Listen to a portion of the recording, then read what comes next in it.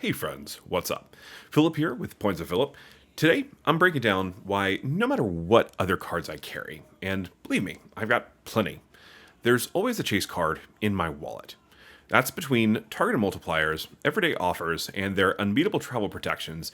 Chase just keeps delivering value and keeps working its way into my wallet. So before we dive in, I want to ask you guys to like and subscribe. Doing that helps me and YouTube know that what I'm doing is helpful for people like you. And of course, by doing that, that also helps more people to view the content, something that I'm always appreciative of. So now that that's out of the way, let's get into, well, the first reason why there's always a Chase card in my wallet. So the first reason is targeted multipliers. So Chase has this sneaky little habit of giving their cardholders extra earning opportunities through everyday spend. My Amazon Prime Visa and my Southwest Priority Card, for example, regularly get 5x or 5% cash back in categories like dining, groceries, or gas. And here's the kicker too, those multipliers often beat some of my best cards. Take the American Express Gold Card. It earns 4x at restaurants and grocery stores, which is great regularly. But when Chase bumps my Amazon Prime Visa to 5% back in the same categories, suddenly that could be the better card for my spend, depending on my goals for why I have credit cards. For example, if my wife and I are trying to do some more domestic travel or maybe get some more points for positioning flights, that Southwest multiplier can be really nice, and that could be one of the reasons why I might switch to my Southwest Priority Card when those sorts of special offers come up. And there's actually a special link that you have to go to in order to be able to figure out if you're actually being targeted. And so that link will actually be in the description below. But what happens is you actually go to that link and then you give the four last digits of your card number and then some other personal information, and then it will check to see if you're actually targeted for any of those higher multiplier spends. And so that's really, really huge. Now, here's the thing. The same story goes for when my business gold cards, 4x on gas, gets outshined by Chase 5x promo. So these targeted offers turn really good cards into really, really good cards, right? So before I go further, and the top reasons a Chase card always earns a spot in my wallet, I want to take a second to thank today's sponsor, Aura. Credit cards help me maximize value every day, but all those accounts also make me think about security. The truth is, our personal information is more exposed than we realize, and that's where Aura steps in. Aura is an all-in-one digital safety platform built to protect you and your family. They monitor all three credit bureaus, they send real-time alerts if your data shows up in a breach, and they also back you up with up to $5 million in identity theft insurance. Aura also scans the dark web, keeps browsing safe with a US-based VPN, also helps manage passwords and even lets you instantly lock your Experian credit file. Basically, a security toolkit you can carry in your pocket. The bottom line here is if you've been putting off tightening up your digital security, this is your sign. Stop leaving yourself open to data breaches. Head to aura.com/pointswithphilip for a free 14-day trial, and you can also see if your data has already been exposed. The link is going to be in the description below too. Thanks again to Aura for supporting the channel. Now, let's jump back into why Chase continues to deliver value through targeted multipliers and everyday offers that save me money. So the second reason why there's always a Chase card in my wallet is those Chase offers. Now, I'll give Amex credit here. They've got some of the best headline-grabbing offers, often at big-name luxury retailers. But where Chase really wins for me is in the sheer number of offers and how practical they are. I can't tell you how many times I've gotten 10% off at stores I actually use, like gas stations, grocery stores, and even local restaurants you can find that I normally go to on a pretty regular basis. For me, these local dining offers are huge. It's not just about saving at Saks or Neiman Marcus. It's about saving money in my own community where I'm already spending and supporting local restaurants and local business owners. And honestly, those savings can add up really, really fast. Now, before I get into the third reason why Chase will always be in my wallet, I want to get into kind of a new product that I'm doing on my website. So I'm actually rolling out a new newsletter called the Points Playbook. And what this does is it actually helps keep you up to date with the latest news that's going on in credit cards and points and miles. And it also keeps you up to date with all the offers that are coming as well. So if you want help keeping up to date with some of the best Chase offers that I'm using on a week-to-week basis, I'm going to throw those in that newsletter, and you can actually sign up for it on my website. The link is going to be in the description below. Now let's get into the third reason, and that's going to be my travel protections. So travel protections are really helpful if you travel even semi-regularly. This is where the Chase really shines. A lot of their cards include primary CDW. This is coverage for rental cars, which means you don't have to go through your personal auto insurance if something happens. So my Ritz-Carlton card takes it even further. You also get free roadside assistance, lost luggage coverage, trip delay insurance, accident insurance. The list goes on. These are the kinds of protections that can save you hundreds or even thousands of dollars when things go sideways on a trip. And let's be honest, travel doesn't always go as planned. Having that backup from Chase is huge. All right, so now what I want to do is I want to go ahead and look into exactly why or exactly what my Chase cards are. And so on a kind of a higher level version, I'm going to do separate videos on each of these in a more in-depth version, but I just want to kind of top line what's going on 1,000-foot level. So the Amazon Prime Visa was my first Chase credit card. And so I had a Chase bank account with them, and probably about a year and a half after that, I started getting targeted for these offers for the Amazon Prime Visa.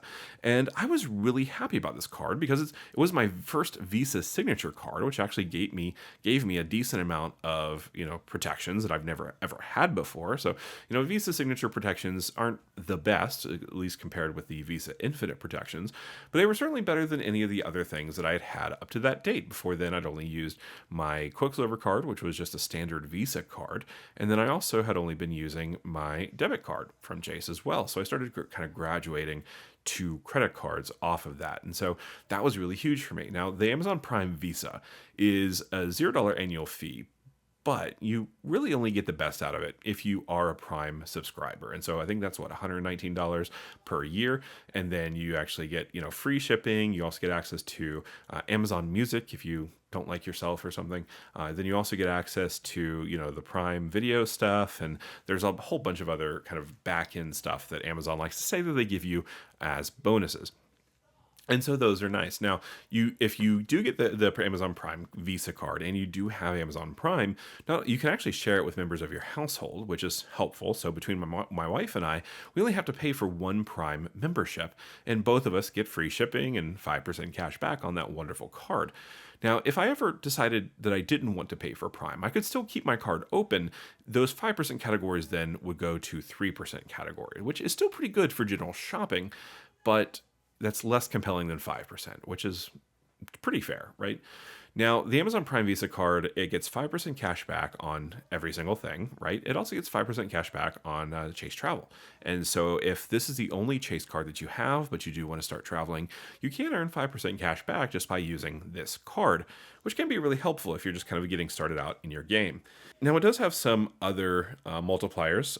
Okay, so the other multipliers here, not just the 5% back, is pretty interesting. So it gets 5% back on Amazon and Whole Foods on location, or you can even order groceries through that process as well.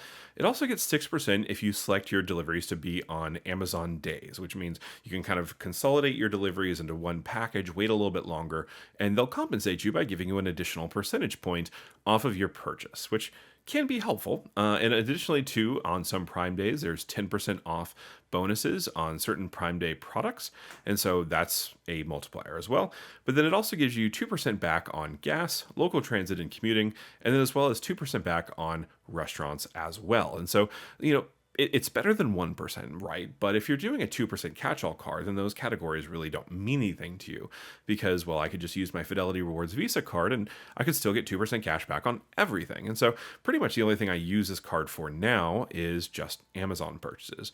Although I did used to use it as my only kind of daily driver because, well, restaurants and gas and have been kind of a pretty steady purchase, stream of mine. And so that's kind of that one card. Now, the current sign-up bonus for this card is if you get approved, you get a $150 Amazon gift card immediately. So you don't have to spend anything in order to get it. It's just for signing up for the card and getting approval. And so this is, really nice. It's a really nice option. And then for the rewards for this card, you can actually get it posted directly into my checking account, or you can also do a kind of a statement credit if you want. Now, you can also redeem your points directly in Amazon, but what I would recommend you doing is instead of actually just cashing out those points and then making that purchase on your card and then using that money to pay off the card, because then you get to earn 5% back on any point redemptions that you're making, right? So if you're just redeeming points for those purchases, you're not earning anything on that purchase. So there's kind of a little way to kind of get a little bit more money cash back. So that's the Amazon Prime Visa card. So let's get into my second Chase card, and that's going to be the Southwest Priority card. Now, this was used to be the Southwest Plus card. This was actually the card that I got initially, and then I was given an upgrade offer to the Priority card. And so I've actually always held a little bit over 100,000 points because I had a sign-up bonus, and then I had a couple other kind of targeted spending bonuses that gave me a decent amount of points. And so I was really happy with those situations. My wife and I have done multiple flights, free completely on Southwest. We just had to pay little taxes for each leg of the journey, which, is not insubstantial, $5.60, but essentially free, right? We don't have to actually pay the full amount. Now, Southwest has done a lot of changes recently, and I kind of was thinking about whether or not I wanted to, drop this card, because it did formerly have an annual fee of $150. It's now $229, and I was actually charged that fee $150 in July, and I called them asking if they had any kind of offers to keep me holding the card, and they actually offered to waive that annual fee for this year. So I'm using the Southwest card, so that's that. But yeah, no, the Southwest card is solid, right? It's got decent options if you fly Southwest, because you get complimentary preferred seat at booking. So what this is nice is that if you're, say, redeeming your points on Southwest, you can actually go for the basic economy fare or the basic fare, and normally you wouldn't be able to choose where you seat. But because you hold the priority card, you can actually choose up to a preferred level seat, which means you can sit a little bit further up in the cabin, get that thing locked in, and you don't actually have to pay as many in points for that booking. So that's the first benefit of having the card. So if you're a regular flyer of Southwest, having one of these cards, particularly the Southwest Priority card, can really make life a little bit easier for you. Now, you also get your free first checked bag free, right?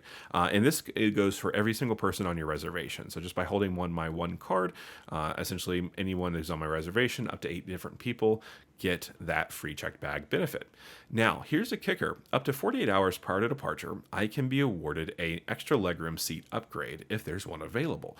And so we don't know, this can be up to anyone on my reservation as well. And so it's really uncertain how beneficial this is going to be. I guess we'll start to see once more of those flights start to come out in January. We'll be able to see exactly what this gets us. Now, we also give kind of a boarding benefit. We get group 5 boarding, so even if we do have kind of the cheap seats, we can board a little bit faster, which could help make sure that we have room in the overhead compartments if we have any carry-on baggage. And so that's going to be really, really huge.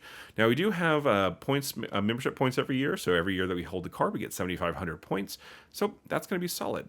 Now, let's take a look at the multipliers for this card. So you get 4x on any Southwest purchase. So anything you purchase on Southwest, 4x points per dollar straight in the bag, right? That's nice. You also get 2x for anything spent at gas stations and restaurants, and then 1 point per dollar on every single thing else. So that's really good. All right, so that is that card. Now let's get into my final card, and that's the Ritz, actually, no, not my final card, my final personal card, and then we can talk about my wife's card as well. So let's take a look at the Ritz-Carlton credit card. So the Ritz-Carlton credit card currently has an annual fee of $450. Now, for that, you do have a $300 travel credit that's usable in any travel expenses on per calendar year. And so my wife and I you just use it for taxes and fees on airplane flights. But I have heard that some people can use it for other things like rental cars or hotel stays. And so, essentially legally it's supposed to be a airline fee incidental credit, but it seems to be wide open in how that actually gets applied. So that's really nice. Now, in addition to that, you also get the 85,000 point free night award. And so that's each calendar year after you hold the card. So you don't actually get it in your first year, but after your first card member anniversary, you do get that benefit. And then in addition to that, you get Marriott Gold status. And then you also get some OK multiplier. So it's every Marriott card earns 6x points per dollar on any Marriott stay. So that's there.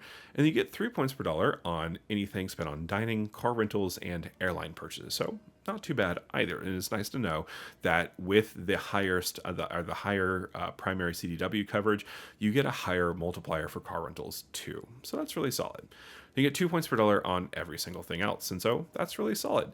In addition to this, you have no annual fee for authorized users, and then authorized users get their own priority pass as well. And so this can be a really solid card if you want to give members of your family lounge access. So if they travel without you quite often, then this is a great way to make sure that they get a lot of benefits out of that. All right, so the final card I'm going to talk about today is a Chase Sapphire Preferred card.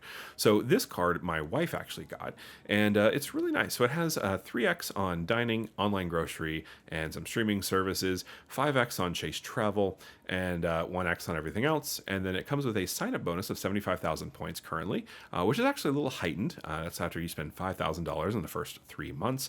And this annual fee is $95. So this card is really nice because it gives you kind of Dash Pass membership. It also gives you access to Chase Pay over time, and the Sapphire cards actually give you access to Chase, transfer partners, and so you can actually transfer those points out to Hyatt and a bunch of others, and so that's really, really solid. So we did use that card quite a bit when we were working on the sign-up bonus, but we've started to rely on it less, just because my wife and I are also working on a bunch of different sign-up bonuses, and so that's important to note. Okay, so those are kind of, we talked about the 3 big reasons a Chase card is always in my wallet. We also talked about the Chase cards that I have in my wallet. So first of all, to sum up, those reasons are targeted multipliers that beat out other premium cards, everyday Chase offers that actually save me money where I live, and travel protections that make trips less stressful. At the end of the day, Chase gives me everyday value and peace of mind, and that's hard to beat.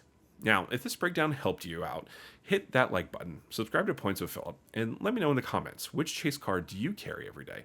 I love to hear your favorites.